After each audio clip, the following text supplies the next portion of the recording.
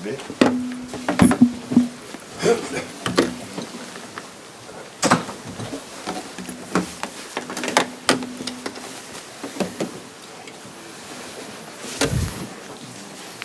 Leaving everyone, we will do the usual post-match press conference, and then at the end we'll do a preview for Leicester on Boxing Day.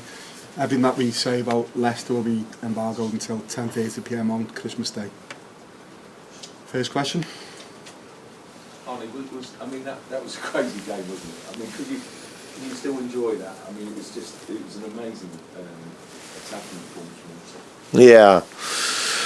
Yeah, till 60-65 minutes I really enjoyed what I saw. Of course, we were caught one time in bringing the ball out from the back, and that immediately led to a goal for Tottenham. That you think if we would have gone into the dressing room with a 2-1 lead, that would not have been done justice to all the chances we had. That's why I was quite happy with the fact that we scored the 3-1, then 4-1, 5-1. Incredible display. But then you also saw that no matter how much quality players have, if they think they don't have to run anymore, and then in this league, especially against Tottenham, because they are so good with the ball as well, they immediately start to create, and that's what they did, and they scored 2 goals. I was happy that the 6-1 went in, to be fair. Rich? Arne, just in terms of the attacking performance, it's the first time you've scored 6 under you, I think, so far. I mean, do you think it's the best you've been in attack? And could you just give us your appraisal of Luis Diaz and Mo Salah in particular? It was very good. Maybe it was our best performance away from home. Although I really liked what I saw against Man United as well. It was total dominance, and we outplayed them many times also. So that was a very good away game as well. Today, apart from scoring 6 goals, I think we could have even scored more. It's always like this. You don't score every chance, although Tottenham almost did, because the first 3 chances were a goal, I think, and then the 4th one, luckily enough, didn't went in. Mo and Lucio, of course, they were both with 2 goals, maybe the ones that stand out in terms of scoring 2, but I think we would not do justice to Dom's performance if we don't name him as well, because apart from his attacking things he did today, he was without the ball also a very important part of our game plan, and that's what he executed really well. So yes, these are the ones that score the goals, but if you watch the goals one more time back, and that's definitely what I'm going to do, it was mostly started off with centre backs or full backs, or it was every lead up to a goal was, I think, multiple passes. So it's not only the ones that score, it's also the ones that help to create. In terms of what you say about the players not running anymore, is that just a natural thing that happens at 5-1, or is it to you completely unacceptable?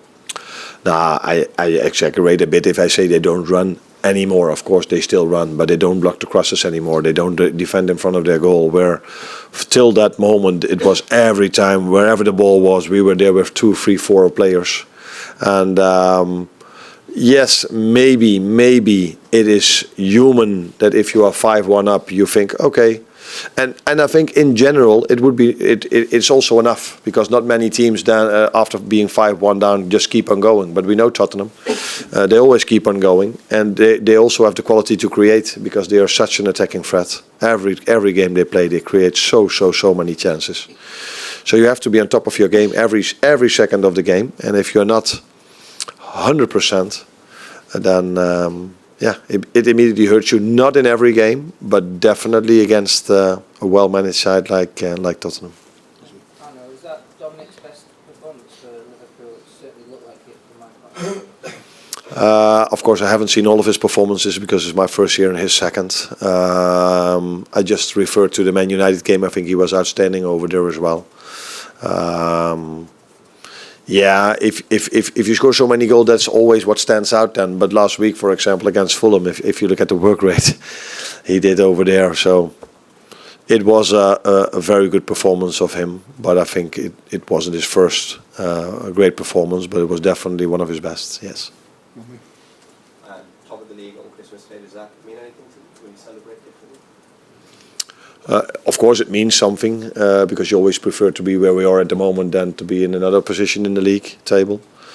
But you know just as well as I know, because I've won the league once, how hard it is to win it. You have to keep on going. Every 3 days you have to be on top of your game, every minute of the game, and that's why it's so hard to win it, because it's not always easy to show up every 3 or 4 days. And we saw last week that in a moment you can get a red card, which was quite a debate afterwards, not by me but by other people. These things can happen in a season, and in a Newcastle or 3-2 up, you expect to win it, and we misjudged the situation and we dropped 2 points. So that's the Premier League.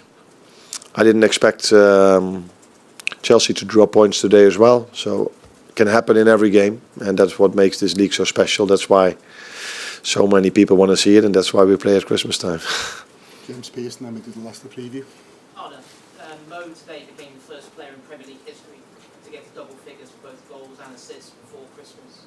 He's also gone past Billy Liddell, now the 4th all-time goal scorer in the club's history. What is it like to work with him? You must have had some kind of idea before you came in, and how does it compare to the reality? Of course, you have an idea before you start working with players, but the best way to judge them or to experience them is when you start to work with them. And yeah, I think Mo shows what he's shown so many years at Liverpool, that he can score a goal, and the team just has to provide him to come in these positions where he came today many times, and then he's able to score goals or provide assists. And apart from him being a very good football player, I think he's a very likable person to work with as well. He's always there to help his teammates.